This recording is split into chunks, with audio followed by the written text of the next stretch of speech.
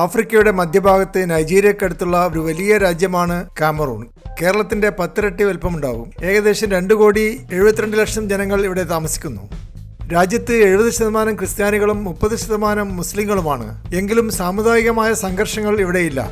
അതിന് കാരണം ഇംഗ്ലീഷ് ഭാഷ സംസാരിക്കുന്നവരും ഫ്രഞ്ച് ഭാഷ സംസാരിക്കുന്നവരും തമ്മിൽ രാജ്യത്ത് ശക്തമായ ഒരു ചേരിതിരിവുണ്ട്. അതുകൊണ്ട് എല്ലാവരും ഭാഷാപരമായ വ്യത്യാസത്തിനാണ് കൂടുതൽ ശ്രദ്ധ കൊടുക്കുന്നത്. കേരളത്തിൽ കാസർഗോഡ് മലയാളം സംസാരിക്കുന്നവരും കന്നഡ ഭാഷ സംസാരിക്കുന്നവരും തമ്മിലുള്ള ചേരിതിരിവ് വിക്കിപീഡിയയിൽ വരെ ശ്രദ്ധിക്കപ്പെട്ടിട്ടുണ്ട്. വിക്കിപീഡിയ പേജിൽ മലയാള ഭാഷയിൽ കാസർഗോഡ് എന്നെഴുതുന്നത് കന്നഡ ഭാഷക്കാർ ഒബ്ജക്റ്റ് ചെയ്യുകയും കർണാടകയിൽ നിന്നുള്ള എഡിറ്റർമാർ അത് തിരുത്തുകയും ചെയ്യുന്നുണ്ട്.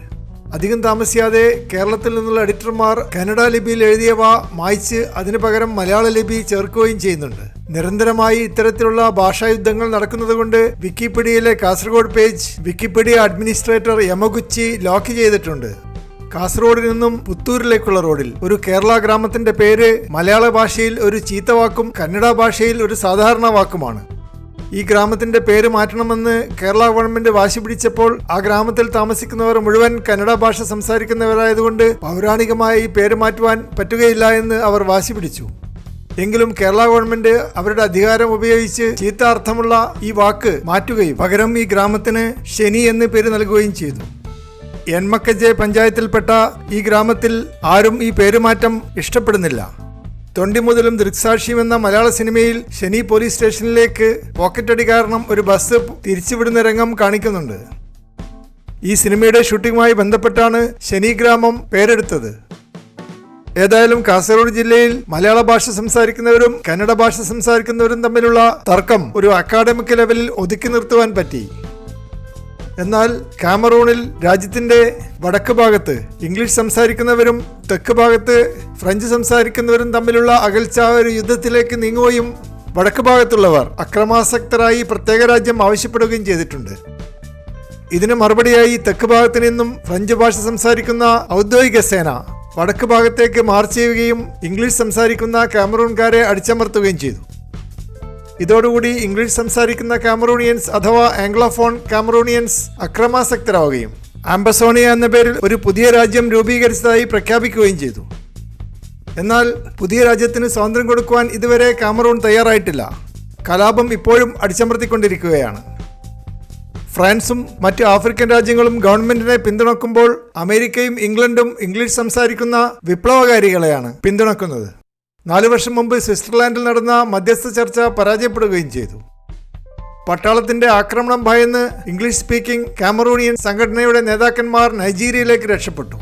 പക്ഷേ നൈജീരിയയും കാമറൂണും തമ്മിൽ കുറ്റവാളികളെ കൈമാറാനുള്ള കരാർ നിലവിലുള്ളതിനാൽ അവരെ നാട്ടിലേക്ക് അയക്കുവാൻ കാമറൂൺ നൈജീരിയയോട് ആവശ്യപ്പെട്ടു. അതിനെ തുടർന്ന് നൈജീരിയൻ ഗവൺമെന്റ് ഈ റബൽ നേതാക്കളെ അറസ്റ്റ് ചെയ്യുകയും കാമറൂണിലേക്ക് അയക്കുകയും അവിടെ അവർക്ക് ജീവപര്യന്തം തടവ് കൊടുക്കുകയും ചെയ്തു. ഇംഗ്ലീഷ് സംസാരിക്കുന്നവരും ഫ്രഞ്ച് സംസാരിക്കുന്നവരും തമ്മിലുള്ള ചേരിതിരിവ് ഇപ്പോഴും ഈ രാജ്യത്ത് ശക്തമായി തുടരുകയാണ്. പണ്ടുകാലത്ത് ജർമ്മൻകാരായിരുന്നു ഈ രാജ്യം ഭരിച്ചിരുന്നത്. എങ്കിലും ജർമ്മൻ ഭാഷ പഠിക്കാൻ പ്രയാസമായതുകൊണ്ട് ആ ഭാഷയുടെ സ്വാധീനം ഇവിടെ തീരെ കാണാനില്ല.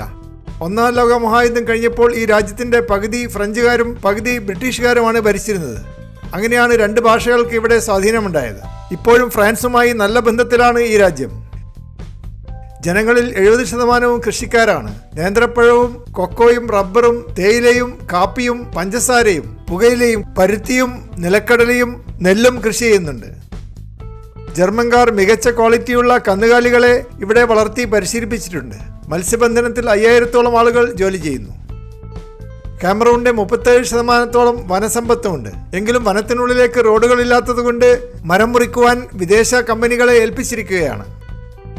ഈ കമ്പനികൾ കൊടുക്കുന്ന നികുതി ഗവൺമെന്റിന് നല്ലൊരു വരുമാനമാണ്. യാത്രാ സൗകര്യം കുറഞ്ഞ ഒരു രാജ്യമാണ് കാമറൂൺ. രാജ്യത്തെ റോഡുകളിൽ 6% മാത്രമേ ടാർ ചെയ്തിട്ടുള്ളൂ. പല റോഡുകളിലും കൊള്ളക്കാരുടെ ശല്യവുമുണ്ട്. ഗ്രാമങ്ങളിൽ ഇപ്പോഴും പുരുഷാധിപത്യം നിലനിൽക്കുന്നു. ഭാര്യയെ തല്ലുന്നത് ഒരു അന്തസ്സായി കണക്കാക്കുന്ന പുരുഷന്മാരാണ് ഇവിടെയുള്ളത്. കാമറൂണിലെ ജനങ്ങൾ ഫുട്ബോൾ കളിയിൽ വലിയ താല്പര്യമുള്ളവരാണ്. 8 പ്രാവശ്യം വേൾഡ് കപ്പിന് ക്വാളിഫൈ ചെയ്തിട്ടുണ്ട്. 1 പ്രാവശ്യം ഇംഗ്ലണ്ടിനെയും 2 പ്രാവശ്യം ബ്രസീലിനെയും തോൽപ്പിക്കുവാൻ കാമറൂൺ ഫുട്ബോൾ ടീമിന് സാധിച്ചിട്ടുണ്ട്. കാമറൂണിന്റെ തലസ്ഥാനമായ യവുണ്ടേ പട്ടണത്തിൽ 20 ലക്ഷം ജനങ്ങൾ താമസിക്കുന്നു. മനോഹരമായ കുന്നുകളാൽ ചുറ്റപ്പെട്ട യൗണ്ടെ നഗരം വളരെ ഫോട്ടോജനിക്കാണ്. സമുദ്രനിരപ്പിൽ നിന്ന് 700 മീറ്റർ ഉയർന്നിട്ടാണ് നഗരത്തിന്റെ സ്ഥാനം. ധാരാളം അരുവികൾ നഗരത്തിന് ചുറ്റും ഒഴുകുന്നു. തലസ്ഥാന നഗരിയിലും ചുറ്റുഭാഗത്തും കൂടുതലും ഫ്രഞ്ച് ഭാഷ സംസാരിക്കുന്ന ആളുകളാണുള്ളത്. എങ്കിലും ഇവർക്ക് ഇംഗ്ലീഷും സംസാരിക്കാൻ പറ്റും. തലസ്ഥാന നഗരിയായ യൗണ്ടയിലെ ലസെയിൻ ട്രോപ്പസ് റെസ്റ്റോറൻറ്റ് വളരെ പോപ്പുലറായ ഒരു ഹാങ് ഔട്ടാണ്. ഇവിടെ ഒരു ഇരിപ്പിടം കിട്ടുവാൻ വലിയ പ്രയാസമുണ്ട്. അതുപോലെ ഇസ്താംബുൾ ടർക്കിഷ് റെസ്റ്റോറൻറ്റ് ഇസ്ലാമിക ശൈലിയിൽ മദ്യം വിളമ്പുന്നില്ല, എങ്കിലും മികച്ച ടർക്കിഷ് ഭക്ഷണം ഇവിടെ കിട്ടുന്നു. അതുപോലെ ഡോൾസി വിറ്റ റെസ്റ്റോറൻറ്റ് ആഫ്രിക്കൻ ഭക്ഷ്യവിഭവങ്ങളും ഐസ്ക്രീമും നൽകുന്നു.